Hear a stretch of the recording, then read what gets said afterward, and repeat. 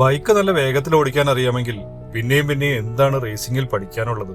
ഒരു കോർണറിൽ R15 കൊടുക്കുന്ന അത്രയും ത്രോട്ടിൽ കൊടുത്താൽ R3 പുറത്തേക്ക് പോകും. ബൈക്കിന്റെ പവർ, അതിന്റെ സസ്പെൻഷൻ, ബ്രേക്ക് തുടങ്ങി എല്ലാം മനസ്സിലാക്കണം. പക്ഷെ ഏറ്റവും പ്രധാനപ്പെട്ടത് ടയറാണ്. നല്ല ടയർ ഇട്ട് ബൈക്ക് ഓടിച്ച് പഠിക്കാനാണ് വിദേശത്ത് ട്രെയിനിങ്ങിന് പോകുന്നത്. ഓരോ ടയറുകളും തരുന്ന ഗ്രിപ്പ് പലതാണ്. നമ്മുടെ നാട്ടിൽ കിട്ടുന്ന ഭൂരിഭാഗം ടയറുകളും കട്ടിയേറിയതാണ്. കാരണം ഇന്ത്യയിൽ ടയർ ഉണ്ടാക്കുന്നത് ഒരുപാട് കാലം നിലനിൽക്കാനാണ്. പക്ഷെ കട്ടി കൂടുന്തോറും ഗ്രിപ്പ് കുറയും, ബൈക്കിന്റെ ലീനിങ് ആംഗിൾ കുറയും. ഒരു പരിധിയിൽ കൂടുതൽ ചെരിഞ്ഞാൽ ബൈക്ക് തെന്നിപ്പോകും. റേസിംഗിൽ ഏറ്റവും കൂടുതൽ ലീൻ ചെയ്താലേ ഏറ്റവും മികച്ച ലൈൻ കിട്ടൂ. ആ ലൈൻ മനസ്സിലാക്കിയാലേ നല്ല ടൈമിംഗ് കിട്ടൂ. ഒരു ബൈക്ക് റേസർ ആദ്യം പഠിച്ചെടുക്കുന്നത് ടയറിന്റെ ഗ്രിപ്പും ലീനിങ് ആംഗിളുമാണ്. പുറത്തുപോയി ട്രെയിൻ ചെയ്യുമ്പോൾ വലിയ വില കൊടുക്കാതെ സോഫ്റ്റ് ടയറുകൾ പരിശീലനത്തിന് കിട്ടും. അങ്ങനെ ഒരു റേസർക്ക് തന്റെ ലീൻ ആംഗിൾ എത്രയുണ്ട് എന്ന് മനസ്സിലാക്കാൻ പറ്റും. ഈ തവണ പോയത് 600cc ബൈക്ക് ഓടിച്ച് പഠിക്കാനാണ്. ഒരു ചെറിയ സർക്യൂട്ടിൽ ഇത്രയും പവർഫുൾ ആയ ഒരു ബൈക്കിനെ കൺട്രോൾ ചെയ്യാൻ പഠിച്ചാൽ വലിയ സർക്യൂട്ടിൽ ഓടിക്കാൻ എളുപ്പമായിരിക്കും. ഓരോ കോർണറിലും ലീനും ത്രോട്ടിലും ശരിയായില്ലെങ്കിൽ ഈ CBR 600 റേസറെ എടുത്തെറിയും. അതാണ് R15 പഠിച്ചു തുടങ്ങി